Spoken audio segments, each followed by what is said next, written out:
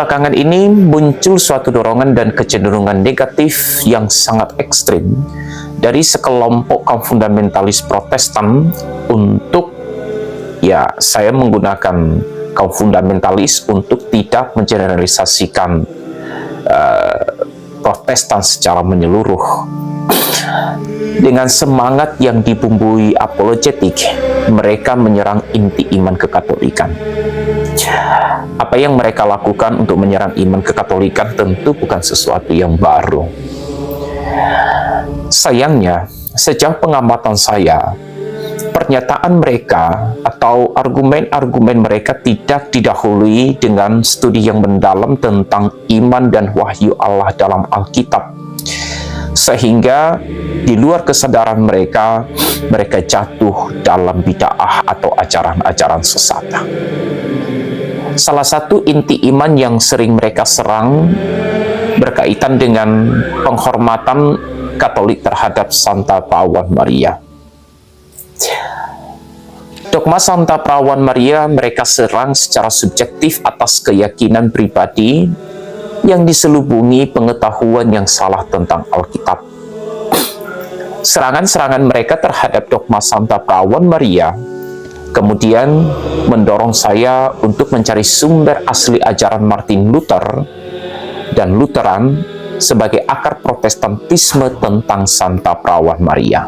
Ternyata, apa yang diyakini oleh umat Lutheran sebagai akar atau induk Protestantisme tentang Santa Perawan Maria adalah sangat mulia. Umat Lutheran sangat menghormati Santa Maria, bahkan orang-orang kudus lainnya. Gelar Theotokos artinya Bunda Allah, dogma Maria dikandung tanpa noda dosa, dan bahwa ia tetap perawan sangat dihayati oleh mereka ini. Penghormatan dan devosi kepada Santa Perawan Maria juga mendapat perhatian dan tempat khusus yang amat dalam di dalam hati Martin Luther dan juga dalam peribadatan-peribadatan umat Lutheran. Dari manakah semua dasar penghormatan Protestan mula-mula ini kepada Santa Perawan Maria? Setidaknya ada dua sumber resmi tulisan Martin Luther tentang Santa Perawan Maria, yakni Magnificat dan Apology. Dalam Magnificat, Martin Luther sangat mengagungkan Bunda Perawan terberkati ini. Martin Luther tidak menyangkal tempat unik Santa Maria di antara seluruh umat manusia, di mana dia tidak ada bandingannya sebagai Bunda Allah. Dalam Magnificat ini, Martin Luther memberikan pendasaran teologis akan penghormatan kepada Santa Perawan Maria, sambil memperingatkan umatnya untuk tidak menjadikannya sebagai berhala, seolah-olah menggantikan peran Kristus sebagai pengantara utama kepada Allah Bapa. Lebih jauh, dalam The Lutheran Confessions, Martin Luther menegaskan bahwa Santa Perawan Maria mendapat tempat terhormat bukan karena jasa-jasanya sendiri. Bagi Martin Luther, keistimewaan Santa Maria terletak pada kerendahan hatinya dan pekerjaan Allah Bapa dalam dirinya sebagai hambanya. Luther menegaskan bahwa ia tidak dipilih karena ia kaya, elok rupawan, muda, beradab, dan sangat dihormati oleh semua orang. Ajaran Martin Luther tentang Santa Perawan Maria dalam Lutheran Confessions and Apology dapat dijabarkan dalam beberapa poin berikut. Pertama, ia disebut berbahagia bukan karena jasa atau kelayakannya sendiri, tetapi karena Allah menganugerahkan karunia ini kepadanya dengan melakukan pekerjaan yang luar biasa ini di dalam dirinya sendiri. Luther menyatakan, ia tidak mengatakan bahwa manusia akan berbicara tentang segala hal yang baik tentangnya. Maksudnya, Santa Maria memuji kebajikannya, meninggikan keperawanannya, atau kerendahan hatinya, atau mengkidungkan tentang apa yang telah ia lakukan. Tetapi hanya oleh karena satu hal ini, bahwa Allah memperhatikannya, manusia akan menyebutnya berbahagia. Ia, Santa Maria, tidak menuntut apapun dan hanya menganggap Dia, Allah, sebagai yang agung. Poin kedua, meskipun ia mengakui bahwa gelar Ratu Surga adalah nama yang cukup benar, Martin Luther memperingatkan umat dan pembaca untuk tidak terlalu membesar-besarkannya untuk menghindari penyembahan berhala kepada Santa Maria. Poin ketiga, Martin Luther memperingatkan mereka yang menghormati Santa Maria seolah-olah memiliki atribut ilahi setara dengan Kristus. Luther mau menggarisbawahi bahwa Santa Perawan Maria dan Kristus tidak setara. Benar, Santa Perawan Maria adalah umat Allah pertama yang ditebus. Dia percaya bahwa Yesus yang ia kandung adalah Allah sendiri, dan kepadanya lah juga Santa Perawan Maria menyembah dan meletakkan seluruh harapan-harapannya. Poin keempat, meskipun ia layak mendapatkan kehormatan tertinggi, namun ia tidak ingin dirinya disamakan dengan Kristus. Tetapi sebaliknya ia ingin mempertimbangkan dan mengikuti teladannya. Poin kelima, jika banyak Protestan secara ekstrim memandang Santa Maria sebagai manusia biasa saja, sebaliknya dengan Martin Luther. Martin Luther tidak takut memberikan Maria semua kehormatan yang layak ia terima.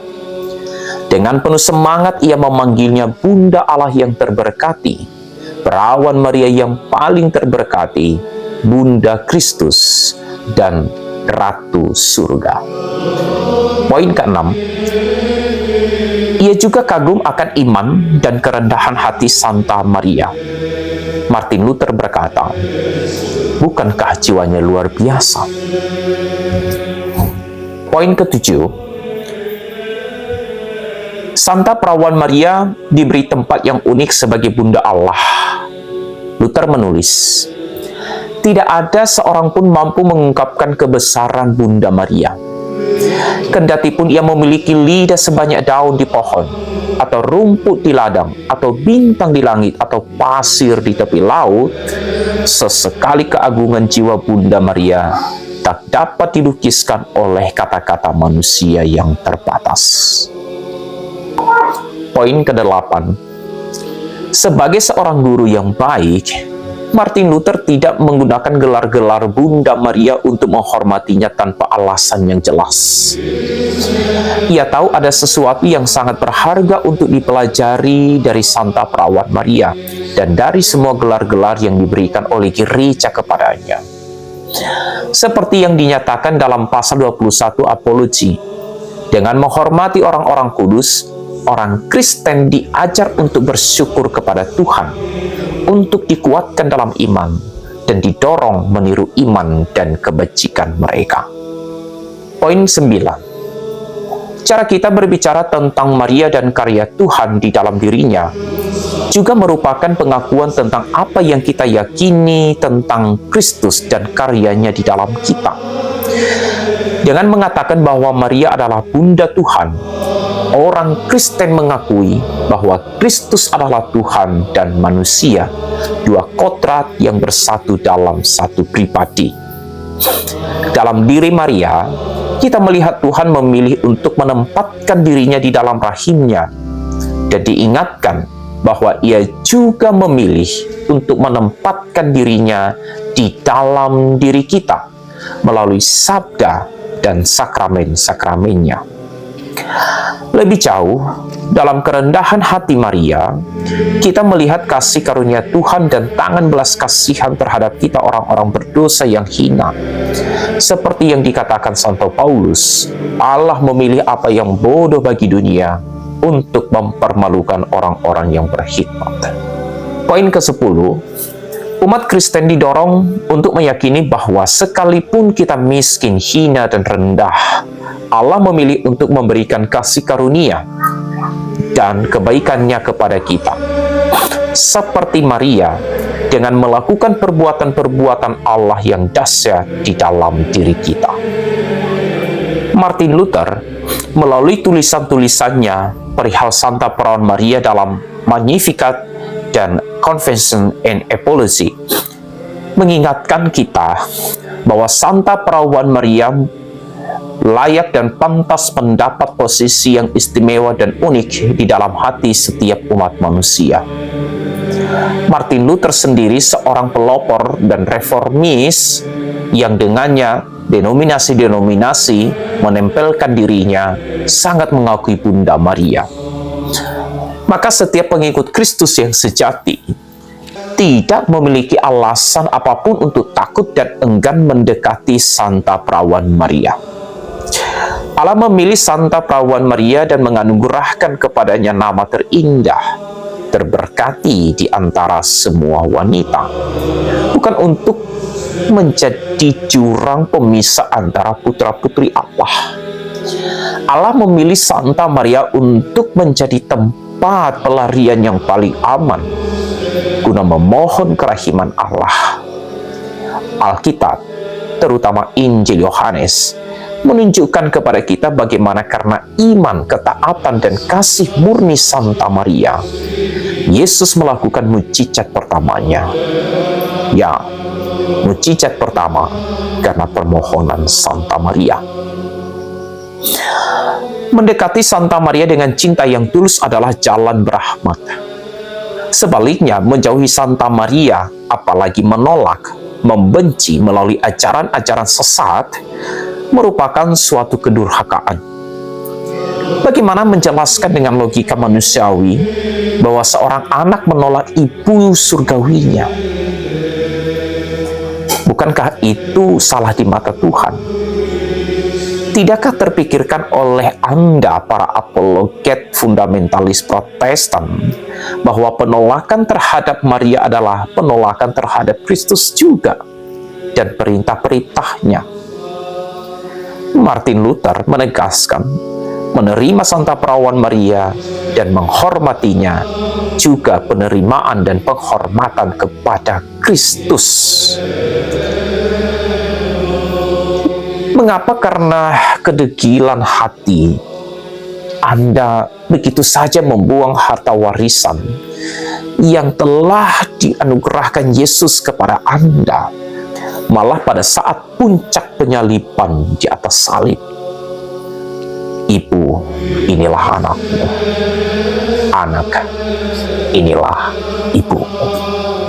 Martin Luther, sang pelopor reformis, sangat jelas tak kuasa untuk tidak mencintai Santa Perawan Maria terberkati, Bunda Allah.